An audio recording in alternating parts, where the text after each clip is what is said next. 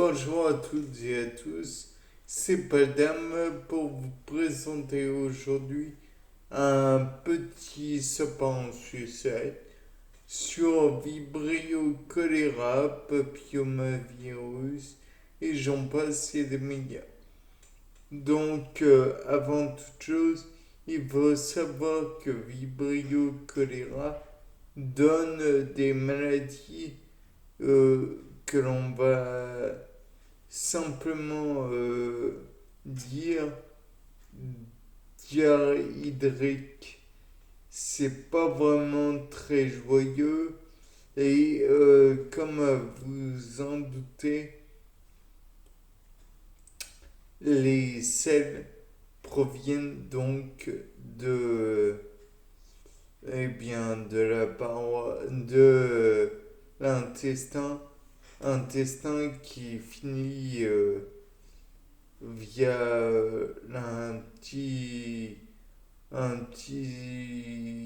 comment dire, un petit instant dans le rectum et le rectum trouve son embouchure dans l'anus. C'était le moment anatomie un petit peu limite. Enfin bref, toujours est-il que par ce conduit, on peut dire qu'il y aura des muqueuses intestinales ainsi que des muqueuses anales. Et de là, on ne dira rien de spécial.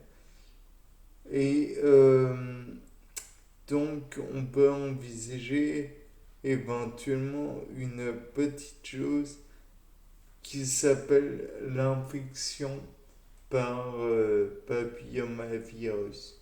Nous sommes naturellement des êtres humains. Donc, on parlera de Human Papilloma Virus, HPV en somme. Donc, de là, on peut dire que Vibrio choléra sera peut-être en contact avec le papillomavirus et que on va lutter contre l'un comme l'autre. Mais il y a de fortes chances que l'un prenne l'ascendant sur prenne comment puisse survivre et pas l'autre, ou alors l'autre n'est pas là, enfin bref. Toujours est-il que l'un va être lysé et peut-être pas l'autre. Et dans ce cas, si l'un est lysé, on peut envisager la possibilité que son ADN ou son ADN ou son noyau cellulaire ou dans le cas de Vibrio choléra. Peut-être qu'on pourrait parler de pronucléus, de protonoyau, puisque c'est une bactérie. Donc de là, est-ce qu'on peut considérer que c'est un noyau? Et dans le cas de papillomavirus, est-ce qu'on peut considérer que lui aussi a un double ADN, donc, et que celui-ci peut être logé dans un noyau? Le doute est permis. Enfin, toujours est-il que si papillomavirus, oui, j'ai perdu mon accent, perd est tué, donc en fait, il perd sa capside, c'est son noyau se retrouve à nu et finalement il n'y a que Vibrio cholera qui peut, en, comment dire, intégrer le matériel génétique peut-être. Et que ce même Vibrio cholera donc intègre le matériel génétique comme je l'ai dit. Mais petit à petit, comme les selles vont s'écouler, peut-être que ils vont être les Vibrio cholera comme ils ont été modifiés vont être rejetés à l'extérieur. Et peut-être que par la suite, il y aura un, un coprophage qui va faire un sort, dirons-nous, à ces déchets de l'humain. Et peut-être que par la suite, d'autres muqueuses seront en contact. Et donc, peut-être que ces muqueuses seront celles d'un oiseau, puisqu'ils font partie des coprophages. Et donc, par voie de conséquence, comme chacun le sait, l'oiseau vole, donc peut propager plus facilement certains virus. C'est d'ailleurs pour ça que Pili Pili, c'est le nom du piment boiseau et que c'est, d'après moi, l'un des meilleurs, comment dire, propagateurs puisque la graine du piment est enrobée dans une substance contenant de la capsaïcine, mais comme l'oiseau a un sens du goût qui n'est pas hyper fort, pas hyper important, alors on comprend que celui-ci n'est pas dérangé par le piquant et donc n'est pas dérangé par la capsaïcine.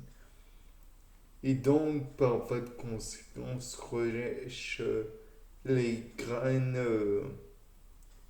du pili-pili sans problème et peut ainsi disséminer les graines en question et éventuellement, comme on en était parti de Vibrio cholera et de papillomavirus. Encore une fois, on voit que l'accent anglais est totalement perdu. Euh, Peut-être pourrait-il rejeter en même temps le virus par les propres selles de l'oiseau et ainsi propager le virus qui aurait été modifié et donc à la fin il aurait été rejeté donc par les selles de l'oiseau en ayant été modifié car un virus peut facilement entre guillemets muter pour permettre sa survie au cours donc finalement papillomavirus aura été rejeté et muté grâce à une fusion avec le Vibrio cholerae. Bien, donc je pense que on peut peut-être continuer un petit peu et envisager que Vibrio cholera aura trouvé naturellement euh, d'autres animaux pour les infecter. Et donc, on peut se dire qu'il aura peut-être trouvé une flaque d'eau pour se répandre et on comprendra que l'eau stagnante va être peut-être consommée par d'autres animaux ou même peut-être que ça arrivera dans certaines bouches d'animaux, comme par exemple le chien qui va lui-même boire l'eau des flaques d'eau et ainsi perpétuer les cycles du Vibrio cholera. Bien, c'était un sapin en sucette présenté par Paul Dam. Au revoir.